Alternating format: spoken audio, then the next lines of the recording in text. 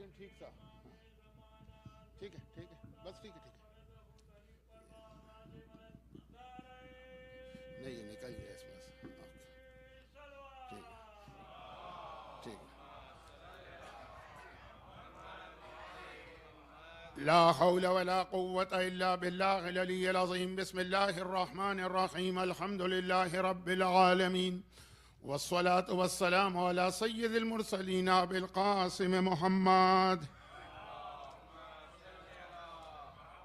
व आलिहि तय्यबीन ताहिरीन अल्लज़ीना अज़हबल्लाहु अन्हुमुर रिज्स व तह्हरहुम तत्हीरा।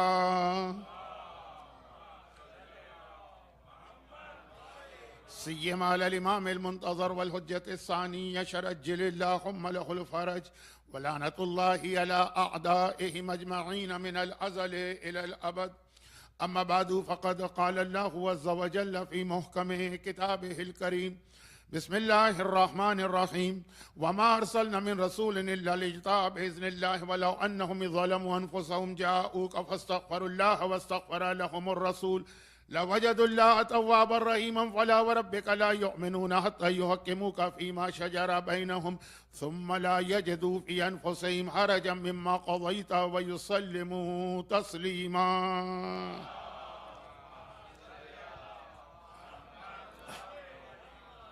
1448 हिजरा 2026 के अय्याम अज़ा का आखिरी अशरा है।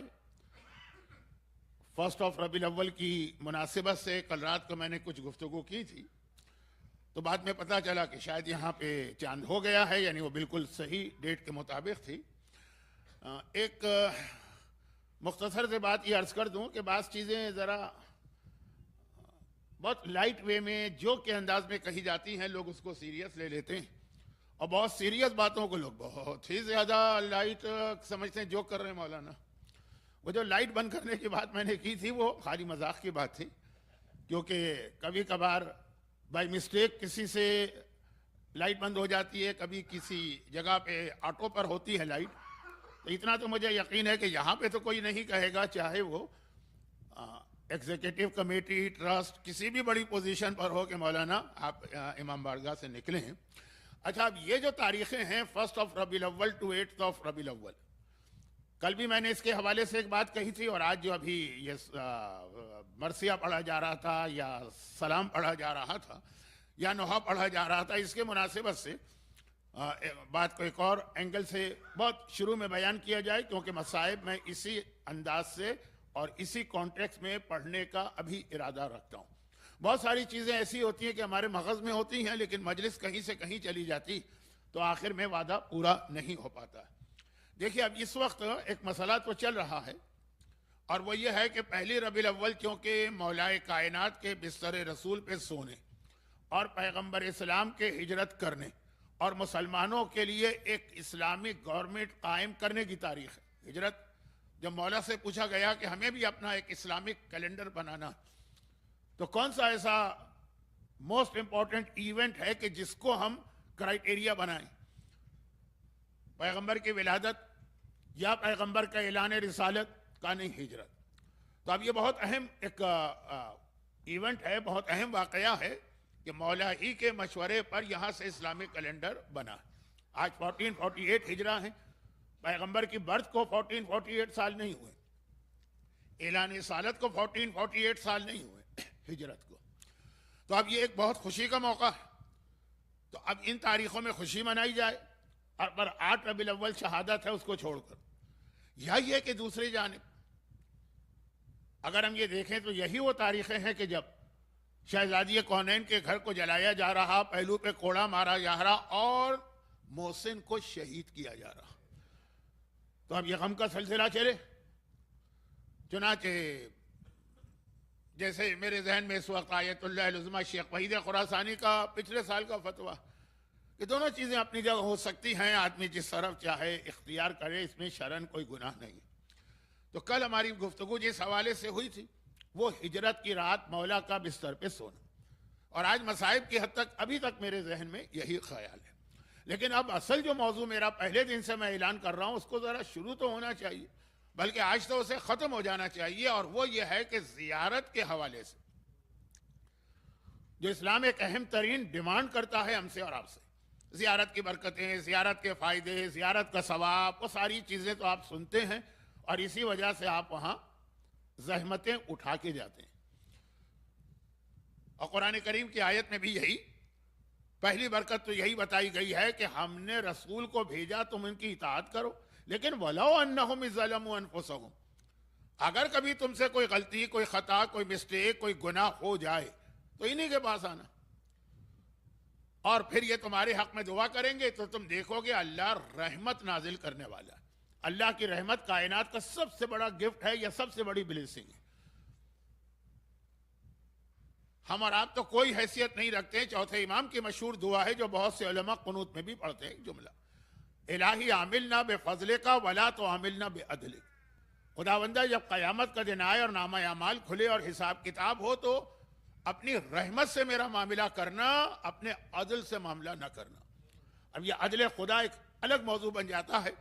मौलाए कायनात की मशहूर दुआ है जो आप हजरात हज और उम्रे में सफ़ा पहाड़ी पर पढ़ते हैं और उसका जुमला यही है कि खुदावंदा मैं तेरे अदल से डरता हूं, इत्तक़ी अदलक वला अख़ाफ़ु जौरक। ये तो मुझे यकीन है तू किसी पे जुल्म करता ही नहीं है, मुझे तो तेरे अदल से डर लगता।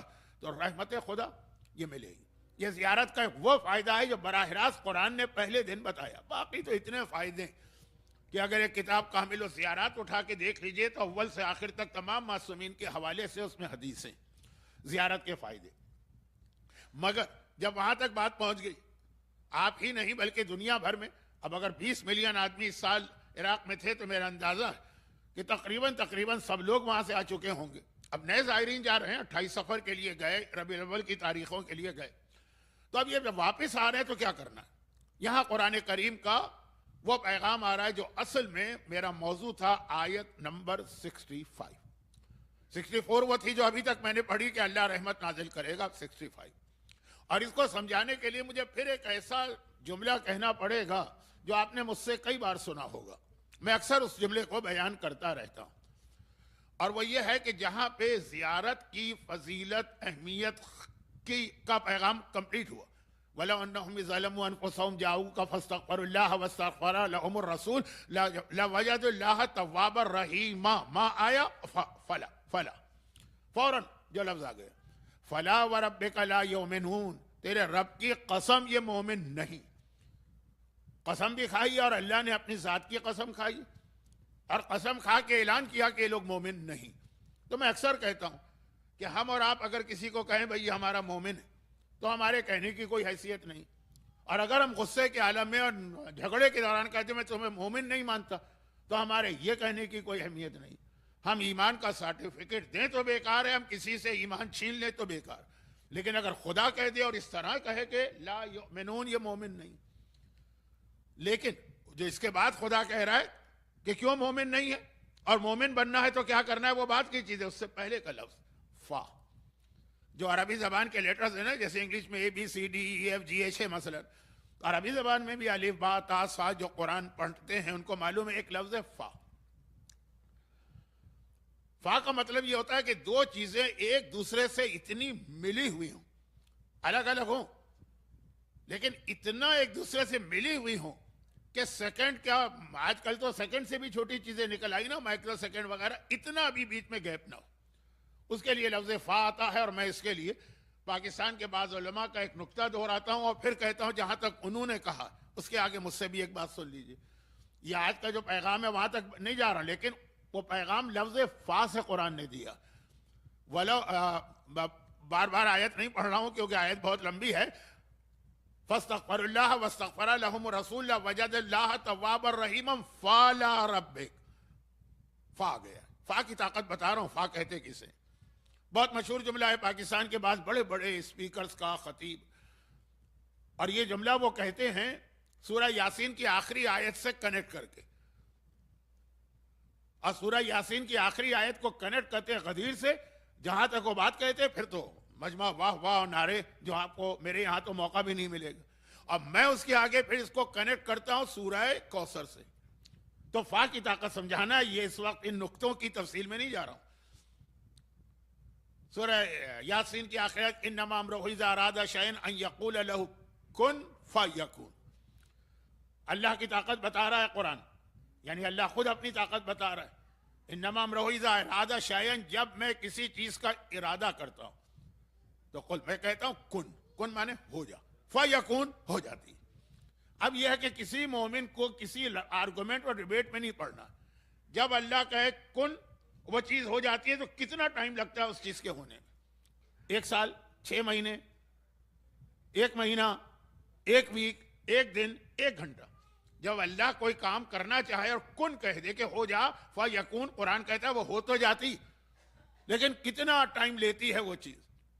1 सेकंड भी नहीं। वो बाइबल की भी पहली आयत गालिबन यही है ना कि लेट देयर बी लाइट, नूर होना चाहिए। पहली आयत बाइबल की, ओल्ड टेस्टामेंट, और रोशनी हो गई।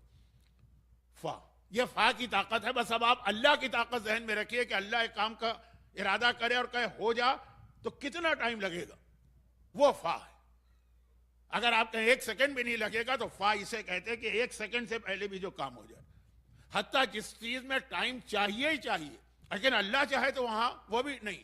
बच्चे को पैदा होने के लिए 9 महीने चाहिए, लेकिन अगर अल्लाह चाहे तो इधर कुन कहे और उधर वो हो जाएगा। हजरत मरियम के केस से लेकर कई अंबिया के केस तक ये वाकयात हैं। मैं जान नहीं रहा हूं क्योंकि मौजू फैल रहा है। कल मेरी न सिर्फ ये कि इस दफा की आखिरी मजलिस है, बल्कि शायद हमेशा की आखिरी मजलिस है इसमें। अब इस जुमले पे आगे कोई रिएक्शन शो ना कीजिएगा, ऐसा ना हो कि बाद में 15 मिनट मेरे ले लें आप मजलिस के बाद, कल बात होगी। तो खुलासा यह है कि फा, अल्लाह कहता है हो जा तो हो जा, हो जाती है वो चीज। अब यहां से हमारे उलमा कहते हैं कि ये फा की ताकत समझी। आओ गदीर खुम में पैगंबर ने ये नहीं कहा कि मेरे बाद अली जाना चाहिए, कहा मन कुन तो मौला फहाज़ अली मौला। जहां मैं मौला फा से बताया वहां अली मौला है। अल्लाह के कुन और फयकून कहने में जितना फासला है, उतना ही रसूल की विलायत और अली की विलायत में फासला। ये फा की ताकत है। फा ये अरबिक अल्फाबेट का एक लफ्ज है। अच्छा, अब ये तो यहां पर तो बाकी तमाम उलमा कहते हैं इसके आगे मेरा अपना एक स्टाइल है। मैं इस चीज को मानता हूं, ये नहीं कि नहीं मानता हूं, लेकिन कहता हूं यही ताकत, आगे देख लीजिए। क्योंकि आज जो मुझसे पहले मजलिस से पहले कलाम पढ़ा जा रहा था, उसके हवाले से भी ये बात, इन्ना आतईना कल कौसर, आए हबीब हमने तुझे फातिमा अता की।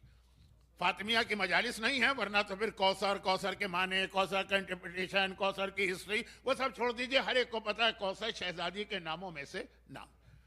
अब ये तुम्हें हमने फातिमा अता की, जैसा कि मासूम की हदीस भी है कि अगर इस कायनात में फातिमा से बड़ी कोई नेमत होती तो खुदा अपने हबीब को वही अता करता ना। खुदा बेस्ट है और बेस्ट इंसान है तो उसको बेस्ट चीज दी जाएगी ना। जैसा आदमी होता है उसके स्टैंडर्ड से उसको चीज दी जाती।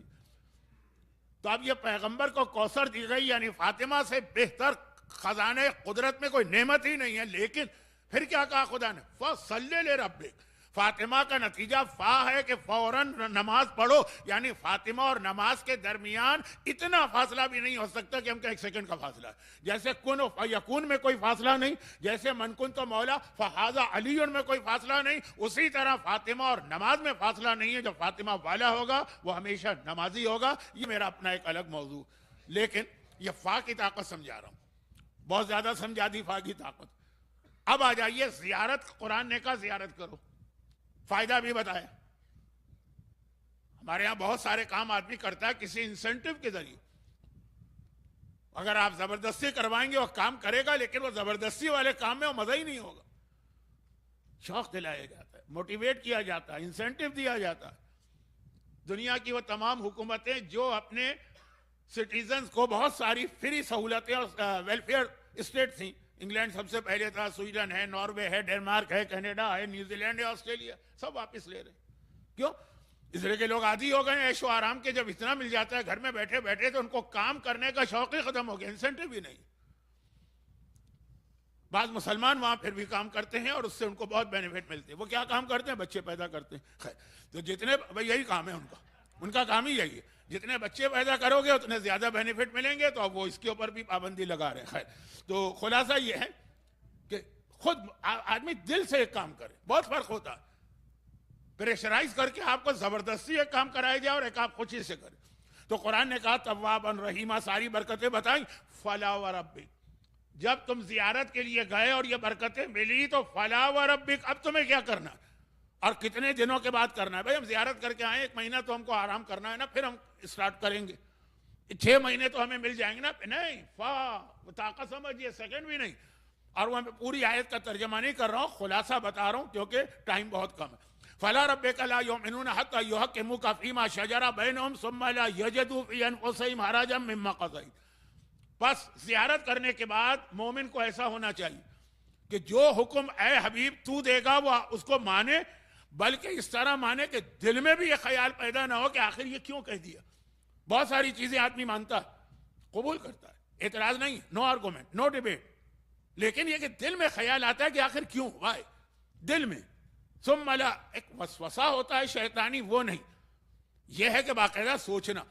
वह युसल्लिमु तस्लीमा, बस इनका काम ये होगा हुक्म तेरा आता जाए, ये सर झुकाते जाए, और किस तरह से 1 सेकंड का फासला भी नहीं होना चाहिए। अब ये जाहिर ये आयत जियारत के हवाले से भी आई, सल्लमु तस्लीमा वाली आयत सूरह हिजाब में वैसे ही आई है रिसालत के हवाले से, यहां जियारत के हवाले से। और यहां पे ये अर्ज कर दूं एक जुमला, इसकी तशरीह मैं आज नहीं करूंगा, बल्कि कई बार ये जुमला कह चुका और हर मर्तबा मैंने यही कहा कि किसी और मौके पर। मौला की एक हदीस है, क्योंकि उसका ताल्लुक शहजादी कौनैन के घर जलने से, मौला की एक हदीस। और छठे इमाम ने भी इसको रिपीट किया कि तमाम असहाब में रसूल में अफजल तरीन सलमान फारसी, ईमान के 10 दर्जे हैं, 10 आउट ऑफ 10। आज जुमे का दिन था, जहां जहां नमाज जुमा के अंदर सूरह जुमा पढ़ा गया, वह आखरीना मिनहुम लम्मा यलक़ू बिहिम वल्लज़ी बअसा फ़िल उम्मीयीना रसूलन मिनहुम यतलू अलैहिम आयातिही व युज़क्कीहिम व युअल्लिमुहुमुल किताब वल हिकमह व इन कानू मिन क़ब्ल लफ़ी ज़लालिम मुबीन व आखरीना मिनहुम। कहा ये तो मक्के वाले हैं जिनमें रसूल आया, लेकिन एक बात का गुरोह आएगा जो इनसे भी अफजल होगा। पैगंबर ने सलमान के कंधे पे हाथ रख के कहा ये सलमान की कौम का जिक्र है। तो बाकायदा सूरह जुमा के अंदर तस्किरा भी है, और हर जुमे को यह सूरा पढ़ने का रिकमेंडेशन भी है। हत्ता यहाँ नमाज जुमा नहीं होती, वहां भी हुक्म है ज़ोहर की नमाज में ये सूरा पढ़ो। तो सलमान फारसी का स्टेटस, लेकिन मासूम ने कहा एक चीज में मिक़दाद सलमान से भी आगे, एक चीज में, और वो यही चीज थी, वो यही चीज थी। चलें जुमला आ गया तो कही दूं कि जब ये सारे मजालिम हो रहे थे शहजादी पर, सलमान भी इमाम के साथ थे। दिल में ख्याल आया कि अली तलवार क्यों नहीं निकाल रहे। मिक़दाद के दिल में इतना ख्याल भी नहीं आया, जो अली कर रहे हैं ठीक कर रहे हैं। तो खुलासा यह है कि ये वाला जज्बा कि दिल में भी ख्याल ना आए, यह कुरान करीम ने खाली सलमान फारसी और मिक़दाद से नहीं मांगा, हर जियारत करने वाले से मांगा। तो अब खुलासा यह निकला पैगाम का कि जियारत करो तो 2, 4, 6 हफ्ते की तुमको छुट्टी नहीं दी जा रही है। अब जो जियारत करके आओगे तो इस तरह से इताअत रसूल का जज्बा लेकर आओगे कि 1 सेकंड का फासला बिना उधर हुक्म आए तुम उसके ऊपर अमल करो। जैसे हज में अक्सर ये होता है कि हम ये एग्जाम्पल देते हैं हज के अंदर, और एग्जाम्पल क्या होती है, और हमारे यहाँ खाली वो एग्जाम्पल की जरूरत नहीं, कम अज कम मैं पाकिस्तान की हद तक बात कर रहा हूं, शिया और सुन्नी सब मिलकर हज का मतलब ही ये समझते हैं कि आदमी चेंज हो गया है। चुनांचे कितने लोग ऐसे होते हैं कि जब उनको हज की फजीलत या बताई जाती है या शौक दिलाया जाता है, बल्कि बरादरान अहले सुन्नत के यहाँ तो उसी अंदाज से जैसे हमारे यहाँ जियारत का शौक है ना, कहने की जरूरत नहीं, हर आदमी तड़पता, उनके यहाँ ये हज का शौक है। मैं वो जुमला नहीं कहना चाहता, जरा सा तकब्बुर ना झलके, इतने सालों से हज पे जा रहा हूं और इतने मुख्तलिफ लोगों से मुलाकात हुई। आप हजरात के लिए हज कोई मसला नहीं, जब आपका मूड होगा आप उठाएंगे 10,000 12,000 डॉलर तो आप लोग यूं ही फेंक देते होंगे। मैं अंदाजन कह रहा हूं, मुझे कुछ नहीं मिलता, लेकिन जो अंदाज है कि फेंकने का मतलब यह नहीं है कि ज़ाय कर देते हैं शराब में या जुए में। बस ज़ियारत पे चले गए, उम्रे पे चले गए, हज पे चले गए, 2 दफ़ा ज़ियारत पे गए, 4 दफ़ा गए, लेकिन बरादरान सुन्नत के यहाँ ऐसा ही हज का शौक है। और किस तरह शौक है मैं जानता हूँ, 25-25 साल उन औरतों ने कपड़े सी के घर में पैसे जमा किए और वो हज पे जाते हैं तो अजीब जज्बे से जाते हैं। और उसके बाद फिर वो बात की बात छोड़, तो अगर किसी से कहा जाता है कि भाई हज करो, उसका जवाब ये होता है, मैं अपनी कम्युनिटी की बात नहीं कर रहा हूं, अपनी कम्युनिटी भी इसमें, मौलाना अभी तो हम जवान हैं, हज बुढ़ापे में करेंगे। रीजन क्या है, अभी आ रहा है, हज करो। कहा जी अभी तो हमारा इंटरेस्ट और ब्याज का बिजनेस है, अभी कैसे हज कर सकते हैं। 7 भाई थे, उनसे कहा हज का, तो कहा कि सब एक साथ तो नहीं जाएंगे, एक एक करके जाएंगे, 6 चले गए। कहा आप 7वें की बारी का नहीं, अभी ठहर जाइए 15-20 साल, दुकान के कैश पर तो यही बैठता है, हिसाब किताब तो यही रखता है। इस सब का खुलासा यह है कि जहन में तसव्वुर है कि हज करोगे तो वापस आके गुनाह नहीं करना।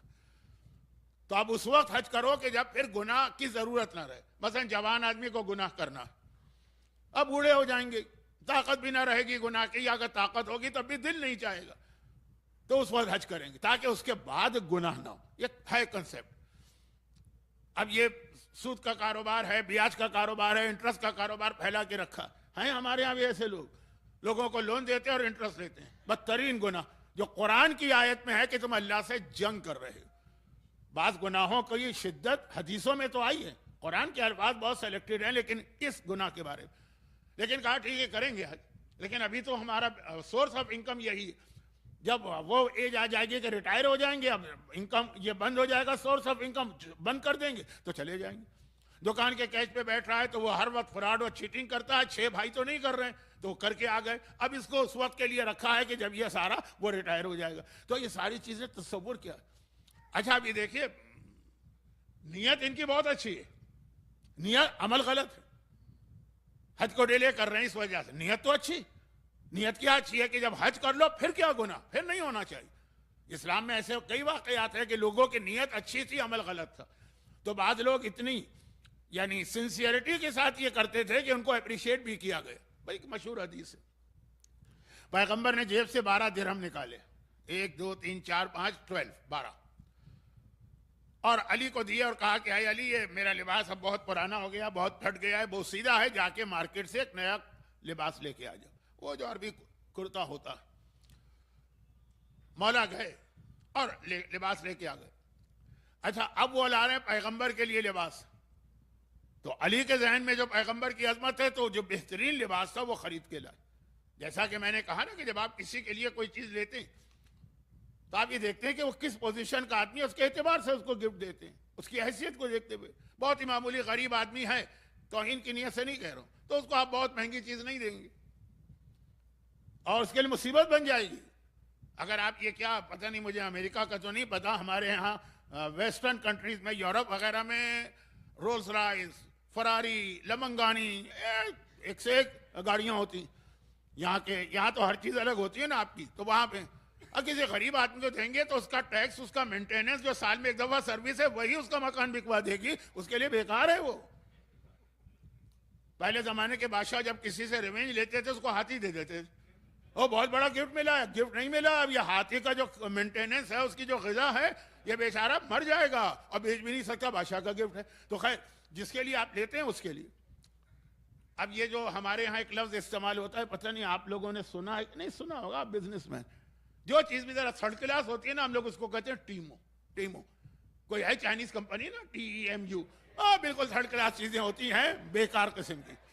बाज़ औक़ात हम कहते हैं टेमो। अच्छा तो अच्छा ये भी मैं बता दूं कि अमेरिकन एक्सेंट और यूरोपियन एक्सेंट और ऑस्ट्रेलियन एक्सेंट में बहुत फर्क होता है। ये मैंने इसलिए कहा कि कभी कभार मैं इतनी जगह घूमता हूँ, आपने मुझे ये सिखाया, मैं इंग्लैंड में जाके कहूंगा, मजमा बोलेगा नहीं टाइमो नहीं है ये फलां, मैं तो इसी में मारा जाऊंगा। तो सुन लिया करें मेरे गलत सलत प्रोनाउंसिएशन को, ये समझ कर कि शायद किसी और मुल्क में वो चलता हो। तो वापिस आइए, टाइमो कोई इंतहाई थर्ड क्लास हमारा प्राइम मिनिस्टर बन गया, हम कहते हैं तो टाइमो प्राइम मिनिस्टर। ये बाकायदा एक लफ्ज मार्केट में आ चुका है।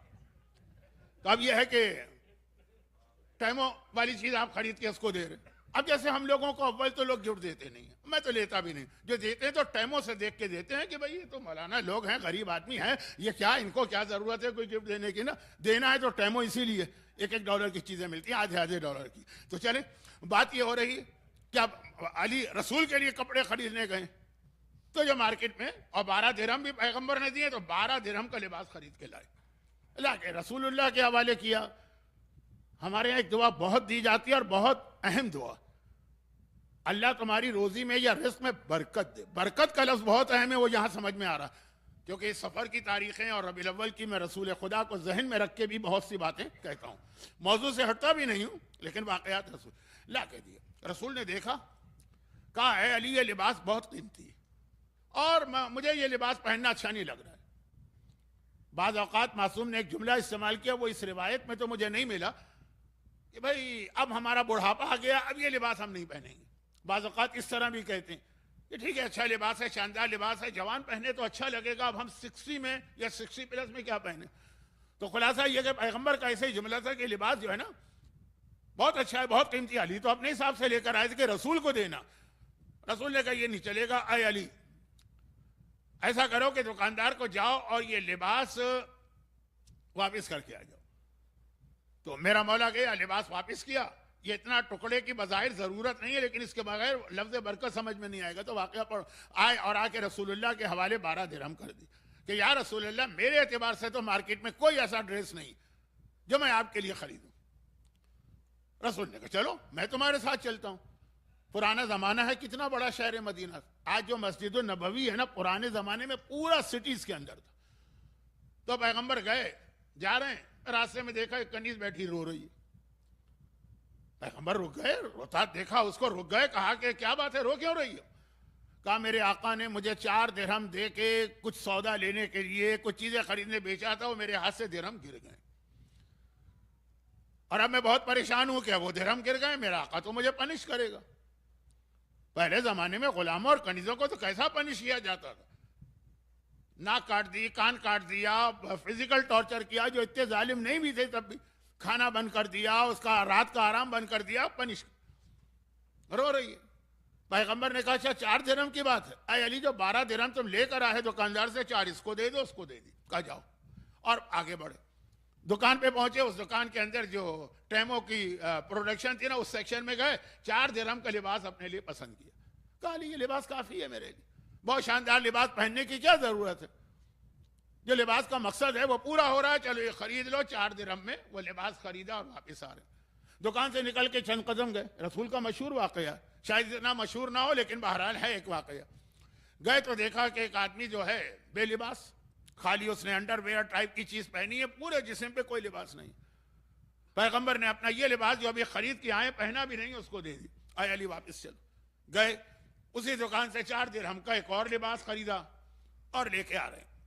अब आ रहे हैं तो रास्ते में फिर वहीं पे कनीज बैठी रो रही है। पैगंबर रुक गए, पूछा अब क्या बात है। कहा या रसूल अल्लाह, वो आपने पैसे दिए तो मैंने उससे सामान तो खरीद लिया जो आका ने मंगवाए, लेकिन लेट बहुत हो गया, देर हो गई, कब की मैं निकली हुई थी और फिर खो गए तो मैं यहां बैठी रोई और फिर गई। अब जो देर हो गई, इंशाअल्लाह मेरा इरादा है कि कल की मजलिस में ये जुमला कि देर हो जाए तो गुलामों और कनीजों को कैसा पनिश किया जाता, ये एक वाकया सुनाऊंगा जो मशहूर तो है, लेकिन 14 और 15 अगस्त इंडिया पाकिस्तान का इंडिपेंडेंस डे का पैगाम इसमें छुपा हुआ है। कल की बात, आज का तो जुमला सुन, जुमला अपनी जगह सही कि अगर मैंने आका का काम कर भी दिया तो इसी बात पे पनिश होगा, इतनी देर कहां कर दी। आपके साथ भी ऐसा होता होगा, मुझे नहीं पता कि नहीं होता कि, लेकिन इंडिया पाकिस्तान में तो बहुत होता है कि आपकी दुकान पे कोई है, आपका एम्प्लॉय, आपने नौकर रखा है, किसी काम से भेजा, आधे घंटे का काम है, 2 घंटे के बाद आया, नाराज हो जाते हैं, तुम्हारा काम कुछ और है, इतना टाइम लगा दिया। वही है कनीज कह रही। लेकिन पहले जमाने में चूंकि कोई राइट ही नहीं था कनीज और गुलामों को, मुझे मारेगा, मुझे बहुत डर लग रहा है अपने आका से, नहीं पनिश करेगा, लफ्ज मार नहीं, पनिश करेगा। पैगंबर ने कहा अच्छा चलो मैं तुम्हारी सिफारिश कर देता हूं, ये कहे कि पैगंबर चले उसके साथ। अब इसके बाद आया वो जुमला जिसकी वजह से मैंने वाकया आपको सुनाया। पैगंबर उसके घर पे पहुंचे, मालिक के दरवाजे पे खड़े होके, हम जाते हैं कहीं पर तो मसलन बेल प्रेस करते हैं, पुराने जमाने में बेल तो थी नहीं, पैगंबर सलाम करते हैं, अस्सलामु अलैकुम, घर वालों तुमको सलाम हो, कोई जवाब नहीं आया। पैगंबर ने फिर रिपीट किया सलाम, कोई जवाब नहीं। पैगंबर ने 3rd टाइम कहा अस्सलामु अलैकुम, यह पैगंबर का तरीका। घर पे जाते हैं, जिससे मिलना है सलाम करते हैं, 3 मरतबा सलाम के बाद जवाब ना मिले, दैट मीन्स घर वाला घर में नहीं। आप भी कहीं गए, आपने बेल प्रेस की, कोई जवाब नहीं, 2nd टाइम कोई जवाब नहीं, 3rd टाइम वापस चले गए। तो अब यह है कि तरीका लॉजिकल बात है, हर जमाने के अपने तरीके अलग होंगे, लेकिन बात तो एक ही होगी। पैगंबर ने 3रा सलाम किया, जवाब नहीं मिला, पैगंबर वापस चले। जैसे ही वापस हुए, थोड़ा आगे पड़े होंगे, पीछे से दरवाजा खुलने की आवाज आई और घर वाला दौड़ा दौड़ा आ रहा है, वालेकुम सलाम या रसूल अल्लाह, वालेकुम सलाम। पैगंबर रुक गए, उसको देखा, कहा तू घर में था, हो सकता है किसी जरूरी काम में लगाओ, तूने मेरा सलाम नहीं सुना? कहा 3 बार तो सुना था। तो 3 ही बार तो मैंने सलाम किया था, तो जवाब क्यों नहीं दिया? कहा या रसूल अल्लाह, जब आपकी जबान से मैं सलाम सुन रहा था, क्या तर्जमा है सलाम का? पीस बी अपॉन यू, अल्लाह की रहमत हो तेरे ऊपर, अल्लाह की सलामती है। जो हम सलाम करते हैं ना, एक दूसरे को दुआ देते हैं, आपकी जबान से मेरे और मेरे घर वालों के लिए दुआ निकल रही थी ना, मेरा दिल चाहता था कि आप बार बार मेरे लिए दुआ करें। चनाचे मैं वेट करता रहा कि कितनी मर्तबा आप सलाम कर दें। हर मर्तबा का सलाम आपकी दुआ है मेरे हक में। कौन मोमिन और मोमिना रसूल की दुआ से महरूम होगा? जब तीसरी मर्तबा के बाद मैंने देखा आप चौथी बार ये दुआ नहीं करेंगे, जा रहे हैं। अब मैं भागा इसलिए कि आप मेरे घर पे आए हैं, मेरी जिम्मेदारी। पैगंबर ने कहा तेरा अमल बदतरीन अमल था, लेकिन तेरी नीयत बेहतरीन नीयत थी। पैगंबर आपको सलाम करें, पुकारें और आप जवाब ना दें, इससे बुरा अमल क्या होगा? लेकिन इंटेंशन उसकी ये नहीं थी कि मुझे रसूल की मुखालिफत करना है, नाफरमानी करना है, रसूल का हुक्म ठुकराना है। इंटेंशन थी पैगंबर की दुआ मेरे घर वालों के लिए जितनी बार आए। लेकिन या रसूल अल्लाह आप क्यों तशरीफ लाएं? कहा कि ये कनीज है बेचारी, से देर हो गई है, गलती हो जाती है, मैं आया हूं, इसको माफ कर दे। कहा या रसूल अल्लाह इस कनीज की वजह से आप मेरे घर पे आए? सैयदे कायनात साहिब लौलाक आप मेरे घर पे आए, इस कनीज को मैंने राह खुदा में आजाद कर दिया, ये मेरे लिए इतनी बड़ी ब्लेसिंग लेके आई। अब पैगंबर वापस मुड़े और कहा या अली देखा बरकत, पहले 12 दिरहम में सिर्फ एक लिबास आया था, अब वही 12 दिरहम है, 2 लिबास भी आ गए, एक कनीज भी राह खुदा में आजाद हो गई और इतनी ही रकम के अंदर। यह है बरकत। पैसे बेशक कम हो आदमी के पास, लेकिन इतनी ज्यादा उस पैसे के जरिए बरकतें और नेमतें मिले, ये होता। ये नहीं है कि मिलियन मिल जाए, बिलियन मिल जाए, फिर भी आदमी कहे कि मेरा खर्चा पूरा नहीं हो रहा। ये मैं बुजुर्गों से कह रहा हूं, सुल्तानपुर और जमालपुर के कैसा होता था जमाना पहले। $100 के अंदर पूरा खानदान पल जाता था, आज आपको मिलियन भी मिलेंगे तो कम लगेंगे। तो खैर ये तो बरकत की बात आ गई, लेकिन असल जुमला क्या था? कभी नीयत बहुत अच्छी होती, अमल बहुत बुरा होता। ये एक यानी इसके जरिए से मोमिन को एक फ्री हैंड या परमिट नहीं मिल रहा कि अच्छी नीयत के बुरा अमल करो। यहां पे जो एक आपके दिल में ख्याल आया होगा वो ये कि सलाम का जवाब देना तो वाजिब है, और वाजिब भी नहीं है, वाजिब फौरी है। कुछ चीजें वाजिब होती हैं लेकिन टाइम होता है। फजर की नमाज वाजिब है लेकिन आपके पास 90 मिनट या 70 मिनट होते हैं। और कुछ चीजें वाजिब फौरी हैं। ये तो इतना फौरी वाजिब है कि अगर कोई नमाज में आपको सलाम करे तो अल्लाह की नमाज रोक दो। आप नमाज पढ़ने अल्हम्दुलिल्लाह रब्बिल आलमीन अर्रहमान अर्रहीम मालिक यौमिद्दीन इय्याका नअबुदु व इय्याका नस्तईन के लिए सलाम का रुक जाओ, वालेकुम अस्सलाम कह के नमाज कंटिन्यू करो। हर एक को मालूम है कि सलाम अगर नमाज में भी हो तो फौरन भाई जवाब दे देंगे, खत्म होने वाली है नमाज, नहीं फौरी वाजिब। तो अब यह कि इसने तो जवाब ही नहीं दी, और हमारे और आपके सलाम का नहीं, रसूलुल्लाह के सलाम का। सीरत रसूल का एक और फार्मूला जो मैं इस मिंबर पे 7 या 8 दफा बता चुका हूं, लेकिन अब बात बनी है, मौजू वहां पहुंचा तो एक जुमले में जितने भी वाजिबात आपको और आपके बच्चों को याद है, अगर वक्त मिला तो कल इसका एक बहुत इंटरेस्टिंग वाकया भी सुनाऊंगा। जो आपके बच्चों को भी जो वाजिबात याद हैं, ये सारे वाजिबात पहले दिन नहीं आए थे, आहिस्ता आहिस्ता आए। बहुत सारे ऐसे वाजिबात थे कि जो उस वक्त तक वाजिब नहीं हुए थे, बाद में वाजिब हुए। नमाजें कब वाजिब हुई? जब रसूल मेराज पर गए हैं। मेराज पर कब गए? ऐलान रिसालत के 10 साल बाद। रोजे कब वाजिब हुए? मदीने आकर, यानी 16 साल बाद। सूद कब हराम हुआ है? आखिरी हज में, यानी पैगंबर की जिंदगी के आखिरी साल में, जब 62 साल के थे, 62। तो उससे पहले अगर ये अमल हो रहा था तो गुनाह नहीं था। सलाम कब वाजिब हुआ? इन वाकयात ने बताया कि उस वक्त तक वाजिब नहीं था। खैर ये तो मैंने ज़िमनी बात कह दी, क्योंकि लोगों के जहन में फिर शैतान ख्याल पैदा कर देता कि जी ये वाकया पढ़ा, वाकया गलत होगा, तो असल पैगाम रह जाता है। पैगाम कहां से चला था? हज से, कि लोग हज पे जाते हैं लेकिन नहीं जाते हैं, डिले करते हैं। इसलिए नहीं कि पैसे से मोहब्बत है या हज की तकलीफ बर्दाश्त नहीं कर सकते या हज को अहमियत नहीं, इसलिए नहीं जा रहे हैं कि जी हम अभी हराम कर रहे हैं, फिलहाल हम हराम छोड़ नहीं सकते, तो इतना डिले करो ताकि जब ये सारा सिलसिला खत्म हो हज करो। क्योंकि रीजन क्या है? हज के बाद गुनाह नहीं होने चाहिए। नियत उनकी ये, अब अमल जैसा भी हो, नियत ये होती है कि, यानी ये कंसेप्ट है यही। और इसके लिए मैं अक्सर एग्जांपल देता हूं, यही जियारत का भी कुरान ने पैगाम दी। फा कह के फा की ताकत आपको क्यों समझाई कि मेरे बदन की ताकत खत्म हो गई? फा समझाने में इसलिए पता चले कि कितना गैप होना चाहिए जियारत में और अपने आप को बदलने में। और मैं बहुत ही कभी कभार बहुत ही लाइट वे में इसको इस तरह भी बताता हूं। एडवर्टाइजिंग एजेंसीज जो है, एडवर्टाइजिंग की जो साइंस है, पूरी मार्केटिंग की साइंस, आप सब लोग तिजारत करने वाले हैं, मुझसे बेहतर जानते होंगे। वो यही है ना कि अपनी प्रोडक्ट को बेहतर से बेहतर और बड़ा, लोगों के लिए बहुत अहम और बहुत फायदेमंद बना के साबित करो।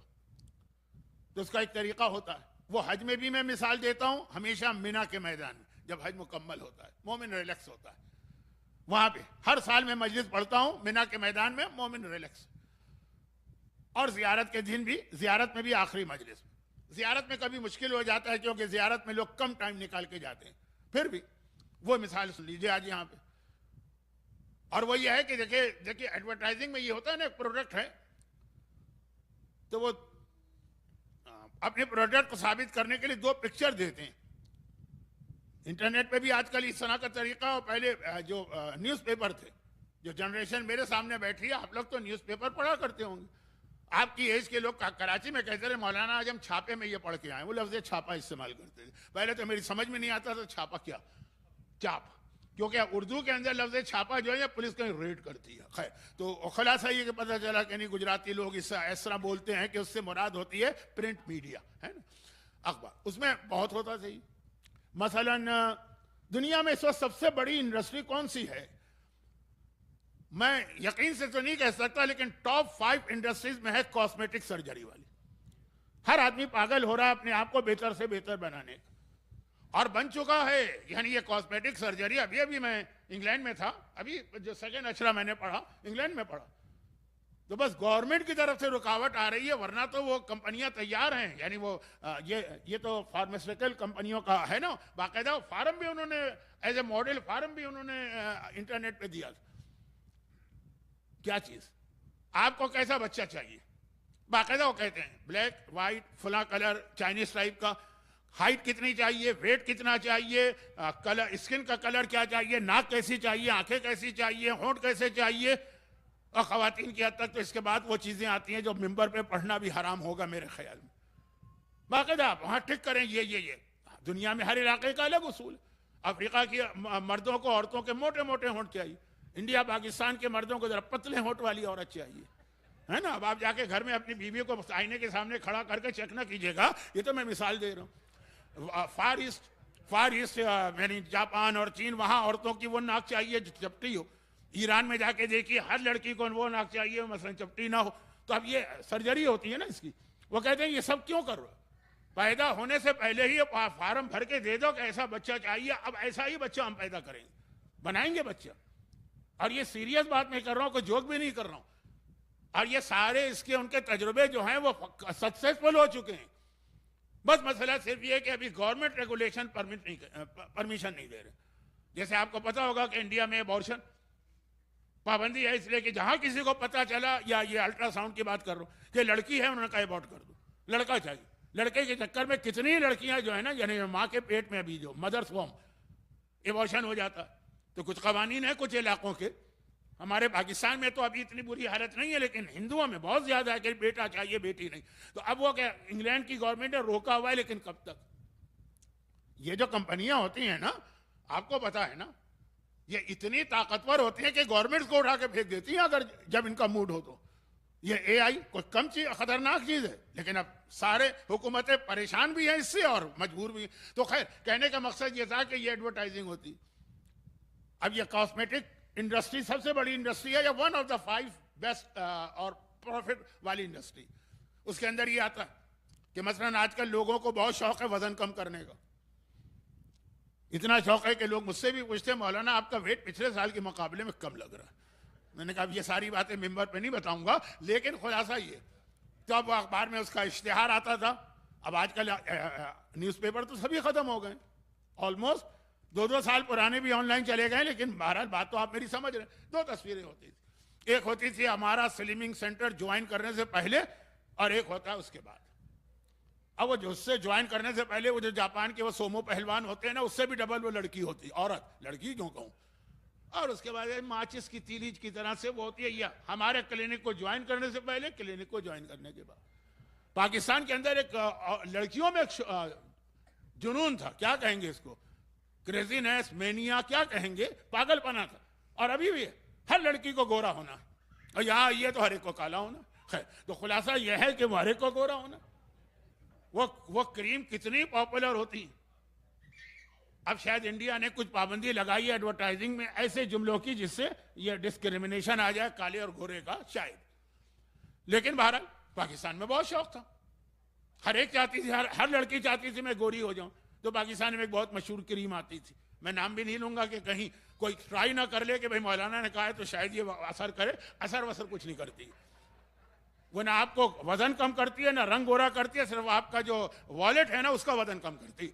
तो खुलासा यह है कि वो उसमें एडवर्टाइज होता है। क्या एडवर्टाइज होता है कि इमिग्रेशन ऑफिसर ने इस लड़की को रोक लिया, तुम इलीगल हो, जाने नहीं देंगे। क्यों?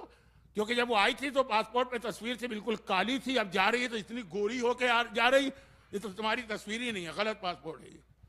अब ये एडवर्टाइजिंग की बात करो। सबसे ज्यादा पॉपुलर क्या चीज है आजकल? वजन भी नहीं, बाल। ये हेयर ट्रांसप्लांट जो है ना, जुनून है लोगों को, भाई बाल गिर गए सर में गिर जाए क्या रहेगा, लेकिन नहीं, बुरे लगते हैं क्या होते हैं तो अब तस्वीर दो नहीं आती। हमारा ऑयल इस्तेमाल करने से पहले या हमारी क्रीम इस्तेमाल करने से पहले या हमारे यहाँ वो सर्जरी कराने से पहले की तस्वीर बिल्कुल इतना साफ कि आप उसके सर पे फुटबॉल खेल ले। और उसके बाद जो दूसरी तस्वीर आती, इतने बाल कि अफ्रीका के जंगल के जहां सूरज की रोशनी में पहुंचे, है ना। अब ये दो तस्वीरें जो होती, बल्कि एक तो मैंने ऐसा इश्तिहार भी देखा, वो शायद जोक होगा, देखा मैंने, बचपना था मेरा, मैं 5th या 6th क्लास में था, कहा ये हमारा ऑयल इस्तेमाल करें, बाल उगते हैं, आ जाते हैं और बहुत तेजी से आते हैं, और खबरदार ये हाथ में लेके इस्तेमाल ना कीजिएगा, गलत पहनिएगा, क्योंकि अगर आपने हाथ में तेल डाला तो पूरी हथेली में बाल निकल आएंगे फौरन 1 सेकंड के अंदर। अब ये तो मुझे जोक ही लगा, लेकिन शायद अपनी प्रोडक्ट की कि उसका असर, उसका एफिशिएंसी दिखाने के लिए इश्तिहार, ये सब नॉनसेंस है, सब गलत है। सही क्या है? हज और जियारत के बाद यही होना चाहिए कि हज और जियारत पर जाने से पहले मोमिन कुछ और हो और वापस आने के बाद मोमिन कुछ और। अगर ये तब्दीली उसमें आई है तो वाकई उसका हज कबूल है और वाकई उसकी जियारत सारा बेनिफिट लेके आ रही है।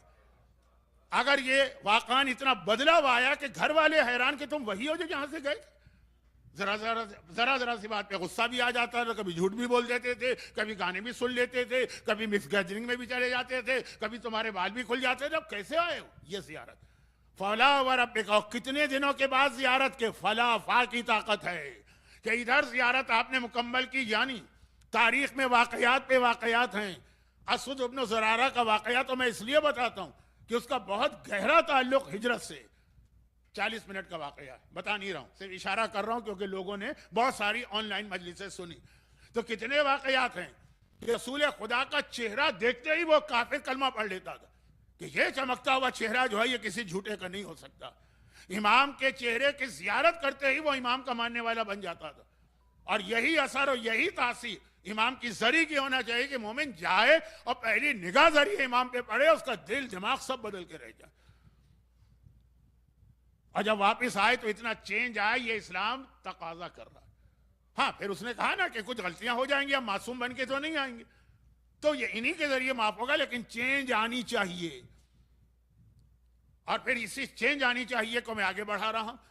अब जो मेरा जुमला है ये आप कई दफा मुझसे सुन चुके होंगे और कई दफा और सुनेंगे, क्योंकि जो घरों की मजलिस में पढ़ता हूं, इस दफा भी अगर कहीं मुझे मौका मिला पढ़ने का, वैसे मैं बहुत कम पढ़ता हूं घरों की मजलिस, तो अगर मौका मिला तो ये चीजें रिपीट करूंगा, अभी तक कह रहा हूं, क्योंकि मैं अक्सर कहता हूं अल्लाह का रसूल, अब ये जियारत तो आका हुसैन की जियारत की को मौजू जहन में रख के बात की गई, लेकिन ये हर जियारत के लिए जिसमें रसूलुल्लाह से लेके सामर्रा में 11वें इमाम तक की रोजे की जियारत शामिल, तो बात रसूलुल्लाह से इसलिए अब आका हुसैन की जियारत से वहां बात इसलिए पहुंचा रहा हूं कि आका हुसैन की जियारत आप 40 में करके आए तो बात शुरू वहां से हुई, और महीना चल रहा है रसूल खुदा का, तो बात वहां पहुंचा रहा हूं कि रसूल खुदा की जियारत मोमिन को जितना बदले कम है, अगर चेंज नहीं आ रही तो पैगंबरी की एक हदीस है कि आखिरी जमाने में लोग जियारत कम करेंगे, रियाकारी और शो ऑफ ज्यादा करेंगे। पूरी हदीस भी नहीं पढ़ रहा हूं क्योंकि वक्त नहीं है, 2 दिन मैंने वैसे ही आपको बहुत जहमत दी और अभी बहुत सारी चीजें मेरे दिमाग में हैं। पिछले सालों में तो ये होता था कि चीजें दिमाग में होती थी, कुछ रह गई तो मैंने कहा अगले ट्रिप में कर लूंगा, इस दफा तो फिलहाल अच्छा नहीं, दोबारा फिर सेंसिटिव इशू है तो मैं वापस आ जाऊं अपने असल मौजू पे, रसूल खुदा सर से पैर तक रहमत। कुरान ने कहा ना इनके पास जाओगे तो अल्लाह की रहमत मिलेगी, पैगंबर खुद सर से पैर तक रहमत, वमा अरसलनाका इल्ला रहमतन लिल आलमीन, हमने तमाम कायनात के लिए तुम्हें रहमत बना के भेजा। पैगंबर का वजूद, पैगंबर का चलना, पैगंबर का देखना, पैगंबर का मुस्कुराना, पैगंबर का किसी को उंगली से इशारा कर देना, पैगंबर का किसी को कोई एक लुकमा खाना दे देना, बरकत बरकत बरकत, रहमत रहमत रहमत। इन मोमिनीन को पैगंबर इस्लाम की रहमत को समझाने की जरूरत नहीं। लेकिन बतौर मिसाल, जो एक मिसाल मैं ये भी बहुत देता हूं, अरबों का तरीका था कि अपने बच्चों को माहौल से बचाने के लिए बचपने के अंदर शहर से बाहर जंगल में, गांव में भेज देते थे। अब आजकल ये मीडिया की वजह से शहर और गांव में कोई फर्क नहीं रहा। जितनी खराबियां शहर में हैं, उतनी ही छोटे छोटे देहातों और गांव में पहुंच चुकी। ये मीडिया की वजह, ये एक मोबाइल। लेकिन मेरा मौजू मोबाइल नहीं।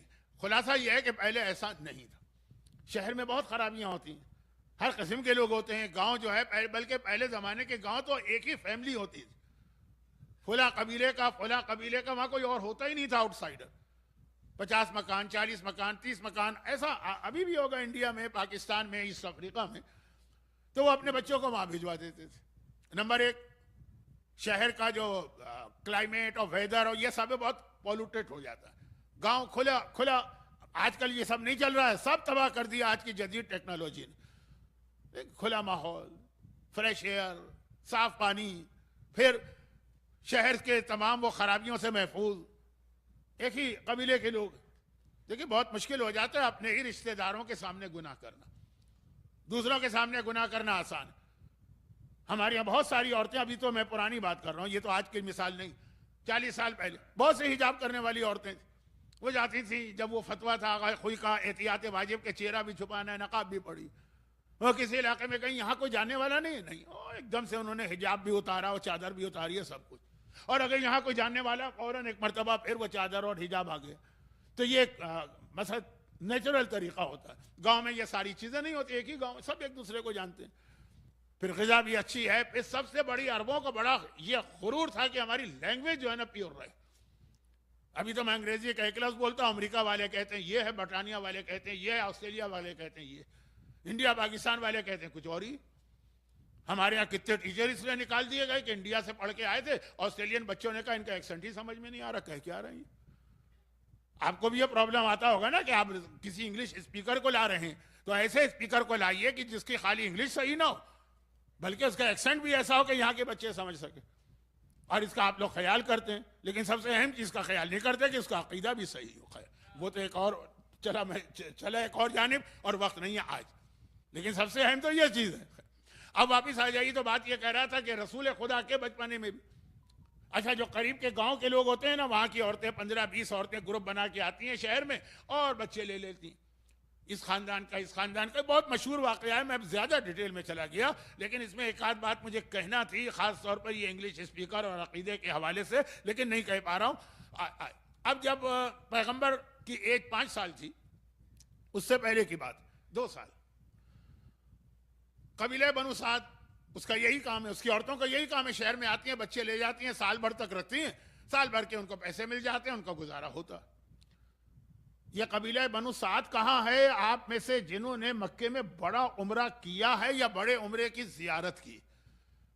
मक्के में एक होता है वो मस्जिद आयशा वाला उम्रा, उसको छोटा उम्रा कहते हैं, और एक है जोराना वाला उम्रा जिसे बड़ा उम्रा कहते हैं। और वह इतना अहम है कि हम लोग वहां से उम्रा नहीं करते, लेकिन मैं अपने हर काबिले को जियारत के लिए ले जाता हूँ। लोग वहां जाके जब तफसील सुनते हैं, कहते हैं मौलाना ये भी है कोई हिस्ट्री है, आज मजा आया। खैर, तो वो बात छोड़ दीजिए। उसके सामने ही इनका कबीला था, हलीमा सादिया। यहाँ ही 15-20 औरतें हलीमा सादिया के साथ, सबसे गरीब इनमें हलीमा सादिया।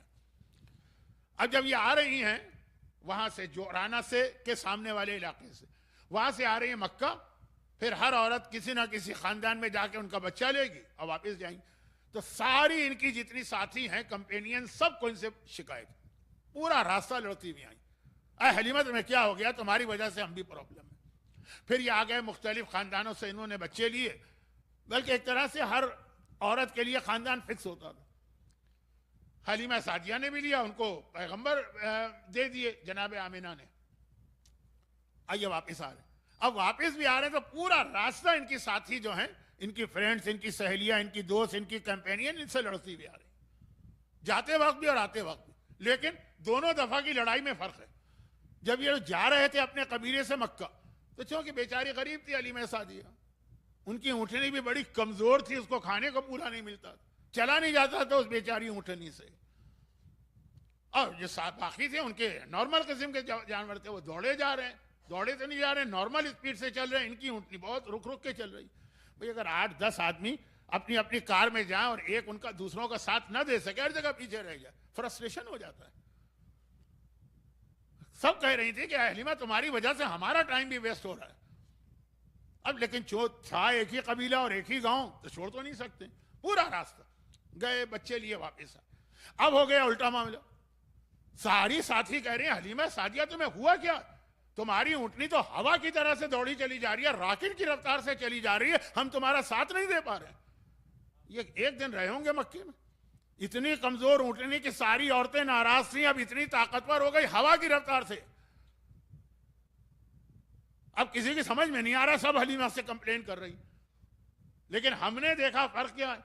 फर्क यह है कि जब हलीमा गई थी तो खाली गई थी, जब आई है तो मोहम्मद उनकी गोद में है। यह हलीमा की बरकत नहीं है, मोहम्मद के वजूद की बरकत है कि कमजोर तरीन ऊँटनी दुनिया की सबसे तेज ऊँटनी बन गई। यह खाली एक वाकया है पैगंबर के 2 साल की एज का। कल मैंने कहा था ना कि बास फजीलत अहले सुन्नत कहते हैं 40 साल बाद मिली, हमारा तो अकीदा पहले दिन से। खाली ऊँटनी पे रसूल डायरेक्ट भी नहीं बैठे, हलीमा की गोद में बैठे तो ऊँटनी, ये रहमत है। मक्के में आप जाते हैं ना तो एक ज़ियारत आपको और कराई जाती है, पता नहीं कराई जाती है नहीं कराई जाती है, मैं तो कराता हूं। महबस जिन अरबी में आज भी, मॉडर्न अरबी में भी 1400 साल में हर लैंग्वेज में कुछ ना कुछ तो तब्दीली आती है। आज भी अरबी में महबस कहते हैं जेल को, प्रिजन, जेल। महबस जिन, जिनों की जेल। ये क्या है, इसका एक वाकया है, तभी तो ज़ियारत कराई जाती। हजरत सुलेमान एक ऐसे नबी थे जिनकी हुकूमत इंसानों के साथ जिनों पर भी, और चूंकि पूरा वाकया कुरान में आया है सूरह कसस में, तो इसमें कोई हदीस ज़ईफ है, कमज़ोर है, जिन होते हैं नहीं होते हैं, इसकी कोई गुंजाइश ही नहीं है। पूरा वाकया, ये वाला वाकया नहीं, हजरत सुलेमान की जिनों पर हुकूमत का। तो एक मरतबा, अच्छा मक्के के अंदर भी बहुत जिन रहते थे, शहर से बाहर जंगल में। अब वो मक्के का हिस्सा बन गया। ये सारी चीज़ें बताना तो आपका टाइम वेस्ट करना है, शहर फैलते हैं। तो खैर, हजरत सुलेमान के ज़माने में जो जिन रहते थे उनमें एक जिन बहुत ही शरीर और शैतान था। हजरत सुलेमान ने आखिर उसको पनिश किया, जेल में डाल दी। जिनों की जेल क्या होती है, कुआं खोदो और उसके अंदर उनको रखो, और जेल में डाल दिया, कहा जाओ अब तुम्हारी सजा यही है, तुम्हें यहीं रहना है। अब वो वहां है, निकल नहीं सकता। और हजरत सुलेमान का तो इंतकाल भी हो गया। और जमाना कितना आगे बढ़ गया, सुलेमान से रसूल खुदा तक जमाना आ गया, वो वहीं कैद। आज भी वो ज़ियारत मक्के में, मसलन ज़ियारत के नाम से नहीं है, वहां पे एक मस्जिद बना दी गई है पैगंबर के वजूद से। तो अक्सर लोगों को तो पता भी नहीं है क्या। मैं बता देता हूँ, यही वाक़या जो आप अभी सुन रहे हैं। अजय ये है कहाँ पे, ये है हजरत खदीजा की कब्र के बिल्कुल सामने। वो जो कब्रिस्तान है ना मक्के का, बहुत अहम कब्रिस्तान है जन्नतुल बकी के बाद। जन्नतुल बकी हमें याद है, जन्नतुल मौला हम भूल गए। उसमें हजरत अबू तालिब हैं, हजरत खदीजा हैं, शहजादी फातिमा के बड़े भाई कासिम हैं, जिनका नाम लेके आप दुआए तवस्सुल में अबुल कासिम कहते हैं। बड़ी अहम कब्रें, लेकिन हम भूल गए, हम गैरों से क्या कहें। तो खैर खुलासा यह है कि यह कब्रिस्तान के बिल्कुल बाहर यह कुआं था। कब्रिस्तान शहर से बाहर बनाए जाते थे और उसके पीछे वीराना होता था, जिन रहते थे। तो पैगंबर जब वहां जाते हैं तो पुराना जमाना है ना, सड़कें वड़कें तो है नहीं, कोई रास्ते भी नहीं, कभी इधर से कभी उधर से। तो एक बार पैगंबर इस कुएं के करीब से गुजरे, वहां जिन है, कितने 100 साल से नहीं, कितने 1000 साल से। कहाँ सुलेमान नबी, कहाँ रसूलुल्लाह। कम से कम एटलीस्ट 2 से 3 हजार साल का तो फर्क होगा।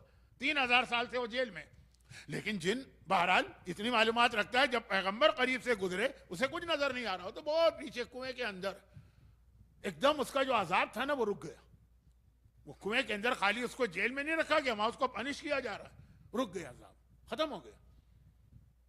समझदार था, देख रहा है कि किसी के पैरों की आवाज आ रही है और अजाब रुक गए। समझ गया कि जो कोई जाने वाला जो है ये कोई इतना नेक आदमी है कि खाली इसके कदम मेरे कुएं के करीब से गुजरे, इतनी देर के लिए अल्लाह ने अजाब को स्टॉप कर दी। फौरन वहीं से आवाज दी, क्या है शख्स एक मेहरबानी और कर दे और जब ये मेरी सजा को माफ करा दे। वो पूरा वाकया तो नहीं पढ़ रहा है, उसमें कुछ बचा भी नहीं अब पढ़ने का, पैगंबर ने उसके हक में दुआ की, वो वहां से निकल के आया, शुक्रिया अदा किया, और उसके बाद वो कुछ उलमा कहते, अब आगे की चीज मैंने कहीं देखी नहीं, कुछ उलमा कहते कि फिर उसी की औलाद में से कुछ करबला में भी पहुंचे, लेकिन वो अपनी जगह छोड़ी। बात यह कि पैगंबर वहां से गुजर रहे हैं, कोई दुआ नहीं कर रहे हैं, इसके बारे में कुछ सोच भी नहीं रहे हैं, कोई ख्याल भी नहीं करे, खाली गुजर रहे हैं। ये पैगंबर के पैरों की बरकत है कि अतराफ में इतनी रहमत फैल गई कि इसकी सजा अल्लाह को रोकना पड़ी, यानी रुक गई सजा। ये पैगंबर की रहमत है। तो मैं घरों की मजलिस में इसके बाद एक जुमला कहता हूं जो आप फिर सुनेंगे मुझसे जितनी बार आप घरों की मजलिस पढ़वाएंगे।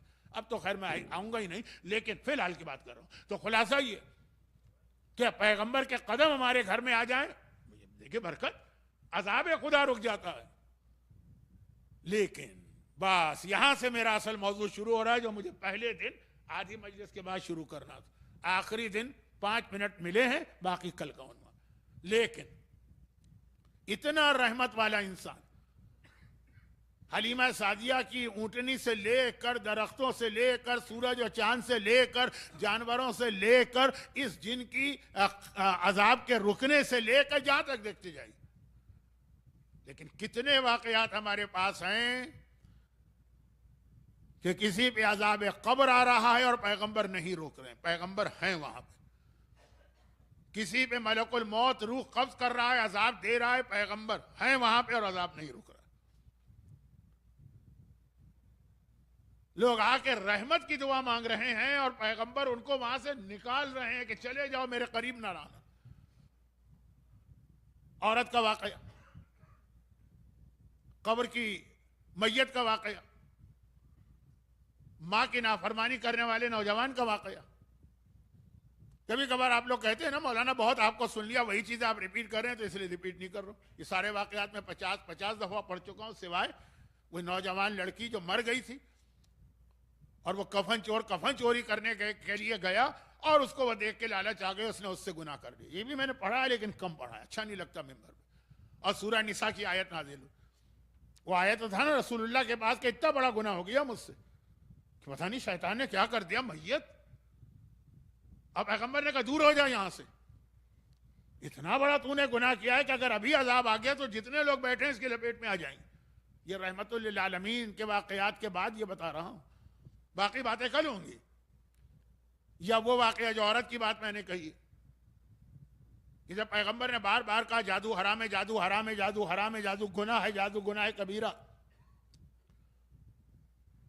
बहुत ज्यादा ही जादू का रवाज है इंडिया में, मशहूर है हिंदू औरतों के बारे में और हमारे यहां पाकिस्तान में क्रिश्चियन औरतों के बारे में, क्रिश्चियन मर्दिया औरतें, क्योंकि जादू की बुनियाद होती है गंदगी पर। एक दफा मैं जब हौजे में पढ़ रहा था तो हमारे यहाँ हौजे में हमारे प्रिंसिपल थे, उनको बड़ा शौक था मुख्तलिफ लोगों से मिलने का। एक जादूगर को बुला लिया गया और उससे कहा गया, मैं तो स्टूडेंट बैठा हूं उनके सामने, वो पढ़ रहा हूं और वो आ गया। कुछ बातें हुई, मतलब हमारे जो बहुत मशहूर एक उस्ताद है, उनका नाम भी नहीं लूंगा तो आप फौरन पहचान जाएंगे, पाकिस्तान के टॉप के उलमा में से एक थे, जाकिरीन खुतबा। कहा भाई जादू है तो हमें भी सीखना है, कैसे सीखा जाता है? कहा देखिए, एक तो होते हैं फराडिये जादूगर, होता होता कुछ नहीं उनके पास, खाली बातें बनाना आती है, लोगों को बेवकूफ बनाते हैं। और एक है रियल जादू जिसका है असर। कहा मुझे तो रियल सीखना। सीखना का क्या मतलब कि कैसे इसका तरीका?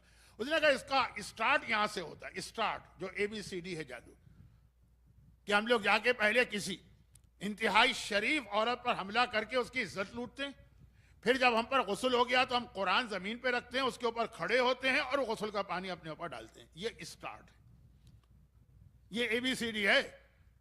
जैसे हमारे यहाँ कुरान पढ़ाया जाता है तो नूरानी कायदा यसन अल कुरान अलिफ बा ता, ये यहाँ, और इसके बाद तो जो कुछ गंदगी और गुनाह है वो। लेकिन कुरान पे खड़े होके हमको नहाना जरूरी है। ये रियल जादूगर है, फ्रॉडिये नहीं, चीटर नहीं। तो अब पैगंबर बहुत इसकी मजम्मत करते रहे, कंडेम करते रहे, बल्कि मौला का मशहूर खुतबा नहजुल बलागा में अल मुनज्जिम कल काहिन वल काहिन कल साहिर व साहिर कल काफिर वल काफिर फिन्नार। वो जो आया नहीं था, एक आदमी जो सितारों को देख के बताता था, या अमीरुल मोमिनीन इस वक्त सितारा अच्छा नहीं, आप जंग के लिए जा रहे, कल जाइएगा। और मौला ने कहा पहले मेरा इरादा नहीं था, लेकिन अब तो मैं अभी जाऊंगा। जिसके घर में सितारा उतरे आकर वो उससे कह रहा है कि वो सितारा अच्छा नहीं। अल मुनज्जिम कल काहिन, याद रखो सितारों का इल्म जो हॉरोस्कोप वगैरह, ये उसकी तरह है जो काहिन होता है, काहिन जिनके पास जिन आके खबरें देते हैं। वल काहिनों का साहिर, और काहिन जादूगर की तरह, वह साहिर और कल काफिर, और जादूगर काफिर की तरह, वह काफिर और फिर नार, और काफिर तो हमेशा हमेशा जहन्नम में। ये नहीं जो आजकल है, इनको काफिर नहीं कहा गया, इनको मुस्तज़फ़ कहा गया, जहन में रखिएगा। जो ओरिजिनल काफिर थे, अबू जहल था, अबू लहब था, उतबा थे, का जादूगर उसकी तरह से। तो पैगंबर के पास एक औरत आई ना, फिर ये शहीद दस्ते गैब शिराजी की किताब है मेजर सिन या ग्रेट सिन, गुनाहने कबीरा, उसकी सेकंड वॉल्यूम के अंदर बिल्कुल शायद शुरू में ही है। आसान है, आप देख लीजिएगा, उसमें गुनाहने कबीरा की लिस्ट होगी, फला गुना, कत्ल, शराब, गना, जादू, शायद 16 या 17, उसको खोलिएगा, शुरू किया हदीस। कहा या रसूल अल्लाह, मैं भी जादू कराती, लेकिन सिर्फ इसलिए कराती हूं कि मेरा हस्बैंड मेरा हक अदा नहीं करता, तवज्जो नहीं देता। तो मेरा मकसद सिर्फ ये होता है, कोई हराम नहीं, कोई गुनाह नहीं, किसी को नुकसान पहुंचाना नहीं। कुरान करीम ने सूरह बकरा में जो जादूगर का जिक्र किया, हारूत और मारूत, उनका तो काम था शौहर बीवी में झगड़े करके तलाक दिलवाए, ऐसा कुछ नहीं। मेरा शौहर मुझे भी टाइम दे, इसके लिए मैं जादूगर के पास जाती। होता है ना कि मोहब्बत पैदा हो जाए, प्यार पैदा हो जाए, इसके लिए अपने शौहर से, महल्ले की लड़कियों से नहीं, बिल्कुल जायज और हलाल किस्म की बात। तो जादूगर आती, पैगंबर का वहां भी यही जुमला कि फौरन यहां से निकल जाए, यहां न बैठ हम लोगों के करीब, तू इतना बड़ा गुनाह कर रही है कि अभी अगर अज़ाब खुदा आ जाए तो कोई ताज्जुब नहीं, और सब इसकी लपेट में आ जाएंगे, अपने आप को एग्जाम करके जितने लोग।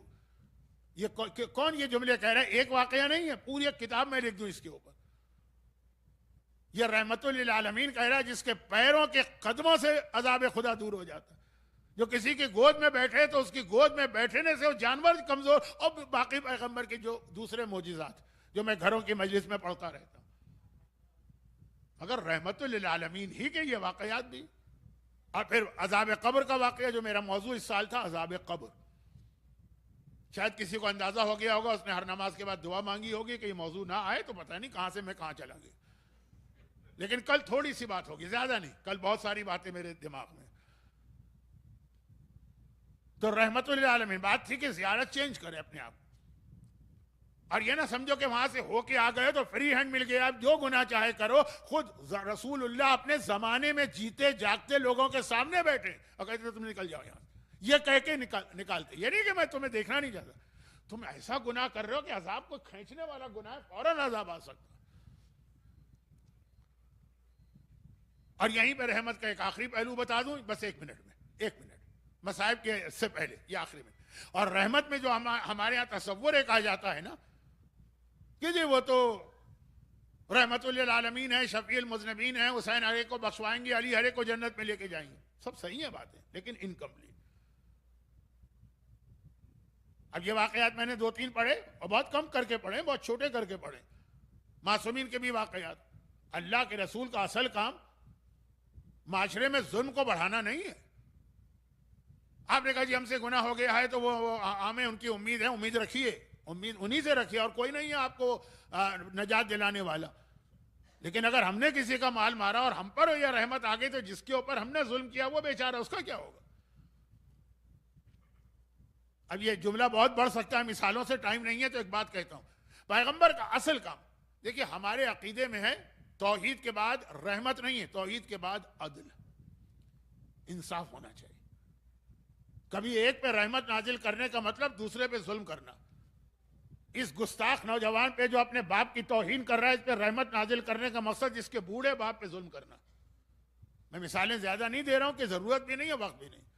पैगंबर का असल काम है वो आदिल खुदा, अल्लाह ने अकीदे में आदिल को रखा है, रहमत को नहीं रखा।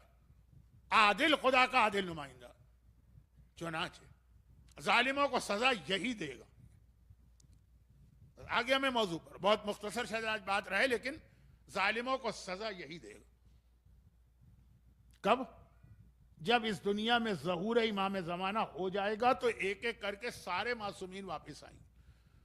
मौला के आने का मैंने कल इशारा किया, सफा मरवा का। सबसे आखिर में कौन मासूम आएंगे? रसूल खुदा। सबसे आखिर में रसूल खुदा आएंगे। वो तलवार लेकर आएंगे जिससे शैतान की गर्दन कटेगी। ये रजत के वाकयात हैं, बहुत तकरीरें मैंने की। उसके बाद जब शैतान भी मारा गया। अब पैगंबर इस्लाम इमाम ज़माना नहीं, पैगंबर इस्लाम मस्जिद कूफा में वहां जाके बैठेंगे जहां आज भी मौलाए कायनात जज के तौर पे बैठते थे। वो जगह महफूज, दक्कतुल क़ज़ा व बैतुत तश्त। अब यहां बड़े आराम से मैं बात कर सकता हूं, क्योंकि आपने एक दफा नहीं 50 दफा जियारत की, और जियारत की और मस्जिद कूफा ना गए हो तो नामुमकिन बात मैं कह रहा हूं। तो है ना दक्कतुल क़ज़ा, जहां मौला बैठकर क़ज़ा माने जज की कुर्सी, वहां बैठा करते थे। वहां रसूल खुदा के बैठे और अब फैसला करेंगे अपनी उम्मत के उन गुनाहगारों और मुजरिमों का जिनको रहमतुल लिल आलमीन खुद सजा देंगे या दिलवाएंगे। एक सिस्टम होगा। ये मसाइब शुरू हो गए। कैसे कि जब वहां के बैठेंगे तो पैगंबर ऐलान करेंगे कि आदम से लेके आज तक जिस जिस पर जुल्म हुआ है, हर मजलूम आए और अपने ऊपर होने वाले जुल्म को बताए, तो उसके जालिम को मैं बुलवा के उसको सजा दूंगा। आदम से लेके पैगंबर के जाहिर होने तक हर जालिम को, हर मजलूम को बुलाया जाएगा। आओ पहले तुम अपना केस पेश करो। सब आएंगे। हत्ता रिवायतों में है कि हाबील भी तशरीफ लाएंगे, आदम के वो बेटे जिन्हें उनके अपने भाई ने कत्ल किया। हत्ता रिवायतों में है कि हजरत साले की ऊँटनी को ज़बह करने वाले वो जालिम भी आएंगे।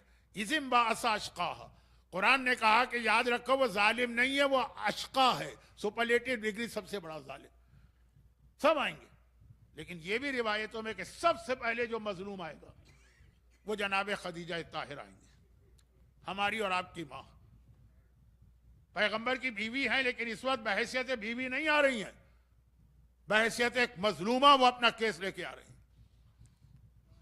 और ऐसे मौकों पर जब कोई ऐसा जुल्म वाला केस कोई मजलूम लेकर आए ना, तो बड़ा कमजोर और थका हुआ होता है। सहारा देने के लिए बेटियां मां के साथ आती हैं। जब शहजादी दरबार खिलाफत में गई थी तो जैनब साथ में थी। खुतबा फातिमा हमको जैनब के जरिए भी मिला, कई उलमा ने नकल किया। तो अब यहां पे खदीजा ताहिरा अकेले नहीं आ रही हैं, इसलिए कि वाकन इतना गमजदा हैं, कलेजा उनका टुकड़े टुकड़े है कि बेटी भी मां के साथ आ रही। और खदीजा ताहिरा आके पहला सवाल करेंगी, या रसूल अल्लाह, क्या मैंने आपके साथ वफादारी का हक अदा किया है? जो पैगंबर 1 साल खदीजा का मातम कर चुके थे, 1 साल, पूरा साल मातम किया है, नाम ही पड़ गया आमुल हुज़न, गम का साल। जो खदीजा को बाद में भी याद करके कहते रहते थे कि जो खदीजा ने मेरा हक अदा किया है कोई अदा नहीं कर सकता। खदीजा जब सवाल कर रहे हैं, सब लोग हैं, मजमा आम में सवाल, पैगंबर रो दिए, है खदीजा मैंने हर एक का हक अदा कर दिया, तेरा हक अदा न कर सका, तूने तो जितना वादा किया था उससे बढ़ के दिखाया। या रसूल अल्लाह, ये मेरा आपके साथ मामला हुआ, अब ये बताइए कि क्या जो उम्मत है जिसकी माँ है, क्या मैंने उनका हक अदा करने में कोई कोताही की? पैगंबर का जुमला है कि आज तक किसी माँ ने अपनी औलाद का वो ख्याल न रखा होगा जो तूने मेरी उम्मत का ख्याल रखा। उर्दू में एक मुहावरा होता है, तन मन धन कुर्बान कर देना, खदीजा ने हर कुर्बानी दी। अब खदीजा ताहिरा कहेंगे, या रसूल अल्लाह, आपका हक अदा किया, उम्मत का हक अदा किया, जितना था उससे ज्यादा हक अदा किया, तो क्या मुझे यह बदला मिलना चाहिए? और यह कहे कि खदीजा अपनी गोद पर से वो चादर हटाएंगी तो खदीजा की गोद में नन्हे मोहसिन का लाशा होगा। वो मोहसिन जो आज शहीद किया गया। बाद उलमा ने लिखा ना कि 2 रबीउल अव्वल को जनाब मोहसिन की शहादत हुई, जब जालिमों ने घर पे हमला किया था, धमकी दी थी फातिमा को कि घर खोलो वरना हम तुम्हारे घर का दरवाजा तोड़ के घर में दाखिल होंगे। जो पहले दिन मसाइब मैंने पढ़े और आपने जिंदगी भर सुने, और फातिमा को यकीन न आया मेरे घर में कोई जबरदस्ती दाखिल हो, जहां मलकुल मौत भी रुक जाता है, जहां रसूल खुदा भी रुक जाते हैं। और आने वाले ने खाली धमकी नहीं दी, जबानी अमल करके दिखाया। तो जब दरवाजे को धकेल के दीवार की तरफ पुश किया गया तो बीच में रसूल की बेटी दब गई है। दरवाजे के पीछे एक कील लगी थी, वह फातिमा की पसलियों को तोड़ती हुई फातिमा के बदन में दाखिल हो गई, और ये दबाव के नतीजे में मोहसिन मां के पेट में शहीद हुआ। और जब गिरी है फातिमा तब भी बस ना किया इन जालिमों ने, हाथ में कोड़ा था, जरूरत नहीं थी, ये कोड़ा उठा के पहलुए ज़हरा पे मारा। ये आज मोहसिन का लाशा लेके खदीजा ताहिरा आई। आप में से जो ग्रैंड पेरेंट हैं वो समझेंगे, बाद औकात अपनी औलाद से आदमी इतनी मोहब्बत नहीं करता जितना औलाद की औलाद से करता। मोहसिन की नानी है, बेटी का बेटा है, मगर रावी ने कहा कि फर्जंद रसूल, आपने कहा कि खदीजा के साथ फातिमा भी आई है ना, तो कॉमन सेंस तो ये कहती है कि मोहसिन को लेकर फातिमा को आना चाहिए, उनका बेटा है, खदीजा आके फरियाद करें। लेकिन ये मोहसिन का लाशा खदीजा क्यों लेके आ रही है, फातिमा क्यों लेके नहीं आ रही? आप नहीं रो रहे हैं, इमाम रो दिए। इमाम ने कहा, अरे तुझे क्या पता मेरी दादी की गोद खाली नहीं थी, तो मौला उस गोद में क्या था? उसमें नन्हे अली असगर का वो लाशा था जिसमें 3 भाल का तीर लगा था, गला यहां से वहां छिद गया। नानी नवासे का लाशा लाई है, दादी पोते का लाशा लाई।